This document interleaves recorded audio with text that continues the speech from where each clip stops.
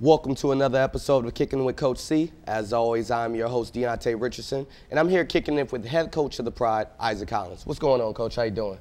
Doing well. That's good to hear. As you should. After continued success this weekend, moving to 5-0, number 17 in the nation, today we'll be recapping the dramatic victory over the Dutchmen of Lebanon Valley College. Before we get into the highlights, let's take a look at how the team prepared this week as we send it to play-by-play voice of Widener, Zach Barlage with Inside the Pride. Take it away, Zach. Thanks, Diante, and welcome to Inside the Pride. This week, as the 4-0 and 18th-ranked Widener team prepared for their huge road test against the Lebanon Valley Flying Dutchmen, we caught up with senior quarterback and Gagliardi Trophy hopeful Chris Haupt.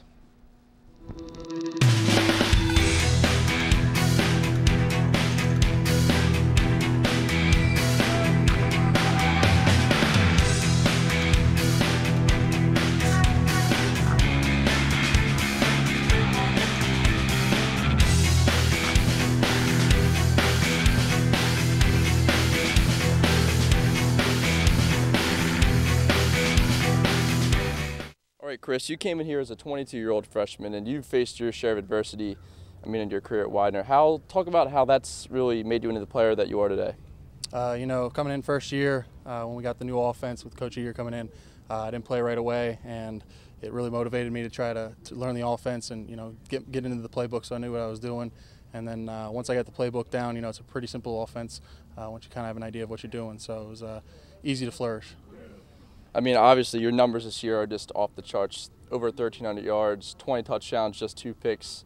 And really the big number, and I'm sure you will agree that you're leading the offense, it's averaging over 65 points a game, 65.2 to be exact. Talk about how you guys are putting up this just really incredible numbers. Coach Eager's putting us in a great position every week. It's like I said, it's a pretty simple offense once we know what we're doing. We don't have a lot of schemes or anything like that. We kind of just go out and practice what we do every week, and we added a couple wrinkles here and there for each game week, but for the most part it's the base, 6-7 pass plays and 5 or 6 run plays that we go into each week with, and it's just practicing hard all week and executing on Saturdays. Now off the field, just a couple softball questions for you. Do you have a favorite player, maybe a favorite quarterback in the NFL that you model your game after?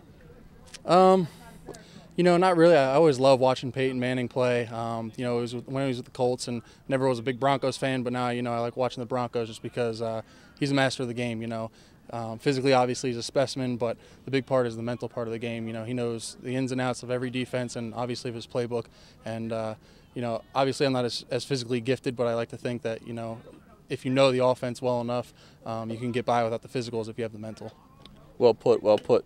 So what is your major, and after graduation this May, what do you see yourself doing?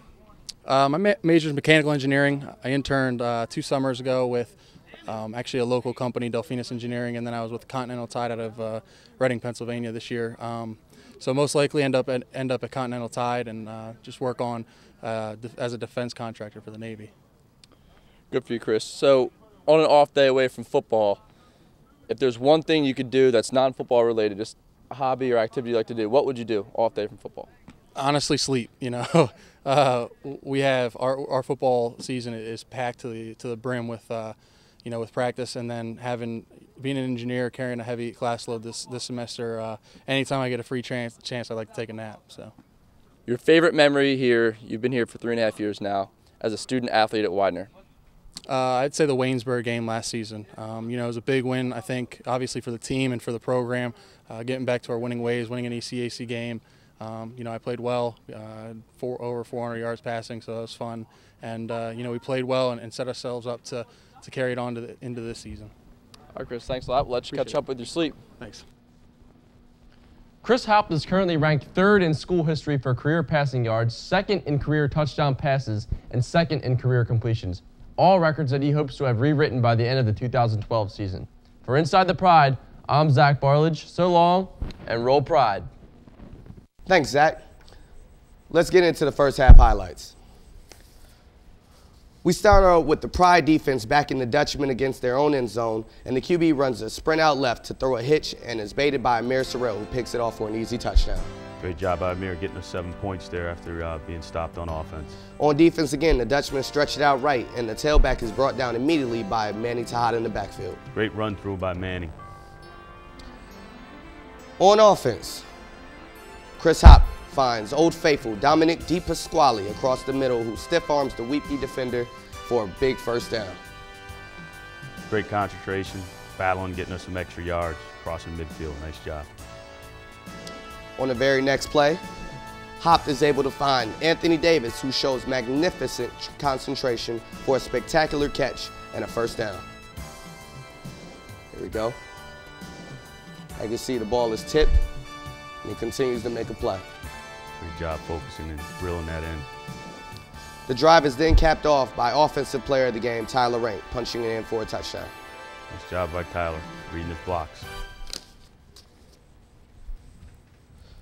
Coach, how did you feel your team fared overall going into the half, and what was your message to them after going into half 21-13?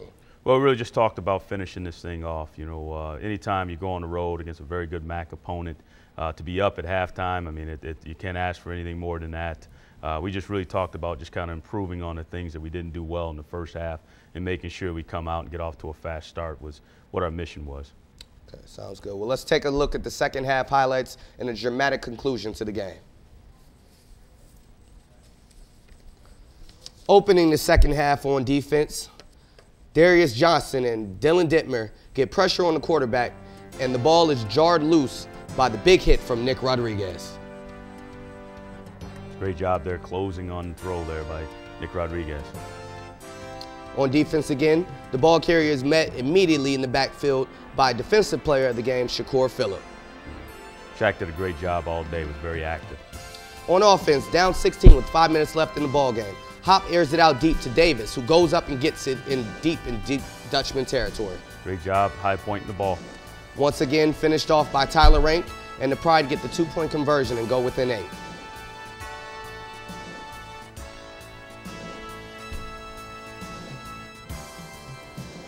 Back on defense again. With time winding down, the Dutchman throws it deep and is tipped by Amir Sorrell and picked off by Colin Masterson, who takes it all the way to the house for a Widener touchdown. It's a great job here by Amir. He pinned the receiver to the sideline. It actually ran him out of bounds and then was able to get a hand on it. It's a great hustle by Colin. And then these guys just built the wall for him down the sideline. Some great blocks here to get him into the end zone. Now only separated by 2 points. The Pride decide to go for 2, and the 2-point conversion is successful. Why pitch to Cuvée Lafayette to tie up the game. Great job by Cuvée running the ladder, just running right down the numbers and getting it inside the pylon. In overtime, the Pride win the toss and choose defense first, and the Dutchman takes a shot at the end zone that is deflected away by Amir Sorrell. Great job by Amir getting up there and poking that ball loose. They then try a field goal, and off the edge comes the special teams player of the game. Once again, Mr. Amir Sorrell coming up big with a block once again.